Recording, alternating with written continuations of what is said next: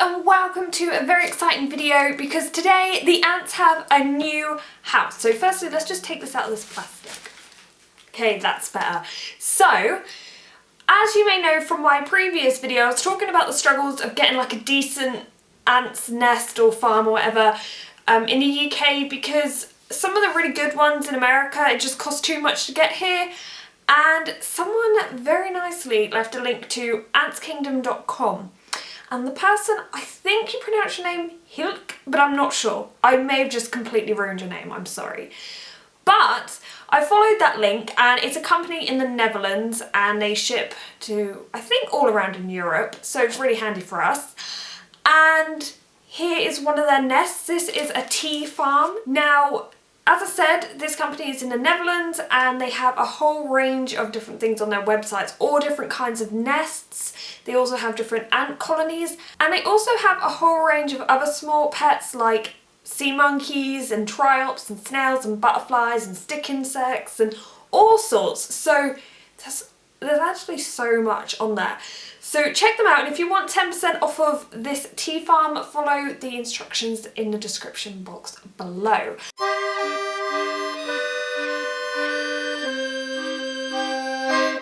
They have a Dutch name, obviously, because they're a Dutch company, and I'm going to try to pronounce it. Oh my goodness, this is going to be the most English pronunciation of this name. I think it is pronounced Merenbodegai. Merenbodegai. Is that Dutch? I don't know.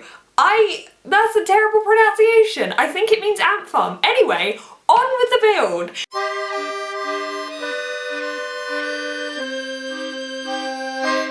You get these little plastic bits in here, and they will block up these areas, and this is where you can actually add on extensions, I believe, but obviously when you don't have extensions you want them to be safe, so we will block them up with these bits of plastic. Also with this purchase you get like your rocks or your Outworld, you get your sand that we'll be filling the whole nest up with, the classic pipette, I swear everything comes with a pipette, a sticker, the ants, and also a card about the company.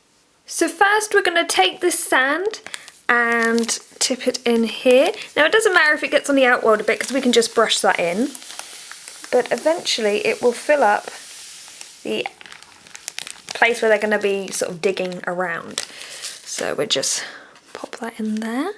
Okay, so now as you can see the sand has filled this whole area up, so I've just relocated for this, so hopefully you can see this a bit better. And the instructions say to tip around 40 millilitres of water on one side of the nest, and this will be obviously the more moist side, and then you have a dry side, and it's only 40 millilitres because it's all new. Oh goodness. It's meant to be on one side, it went all the way. Let's favour this side. Right, it just keeps moving each side. I'm just going to let that settle in a little bit.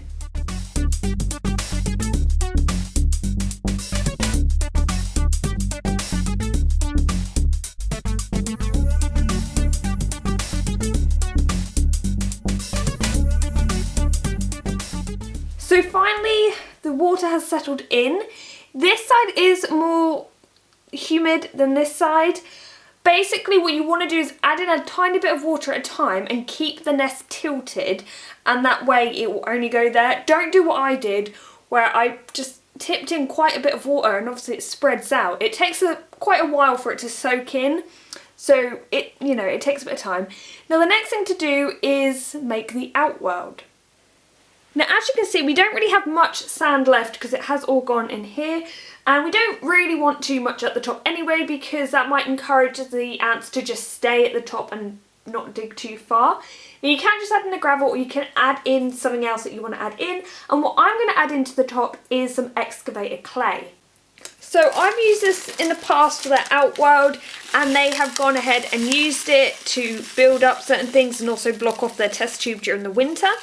But I really don't want to do too much of a thick layer because I don't want it to become solid or just too deep that they want to dig in just that. So basically we just want to do a thin layer of the excavated clay. Then we're going to take the gravel provided and put it in however we like. I'm going to try to avoid obviously putting it over the areas where they actually get access to the ground, otherwise that will be a bit of a problem. But once again, like the excavated clay, you can just sort of sprinkle it around, make it look pretty.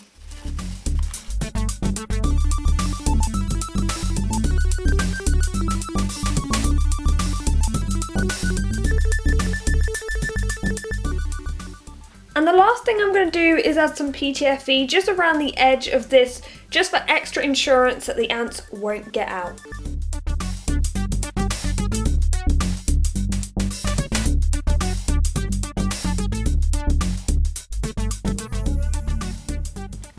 Now, one thing I noticed whilst reading the instructions that this comes with is this doesn't have any ventilation holes, so they suggest I open it every week. But I would probably prefer to have tiny, tiny ventilation holes. So that's what I'm going to do now. I'm going to go get the drill and drill them in here. Hopefully it doesn't crack the plastic.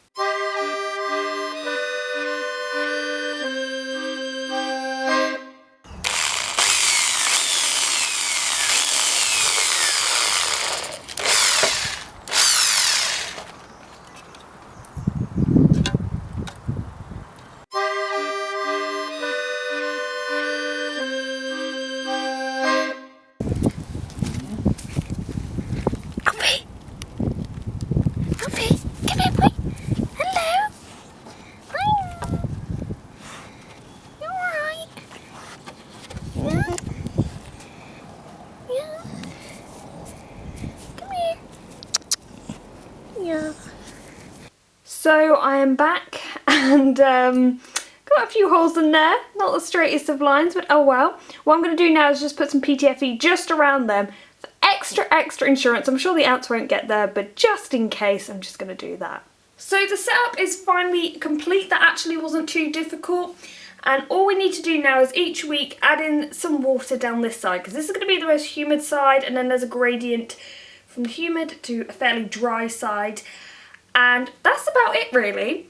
The next thing I will be doing in my next ant video is actually moving the colony in. That will be putting a test tube up here and letting them choose when they want to come out and everything. And that could take a while. That's why I've kind of done this in two sections. So you get to see how this is set up, and then next time you get to see how the ants get on with it. So, as I said at the beginning, if you're interested in this, you can get 10% off at antskingdom.com, so just check out the information in the description box below. But I hope you've enjoyed today's video, and goodbye!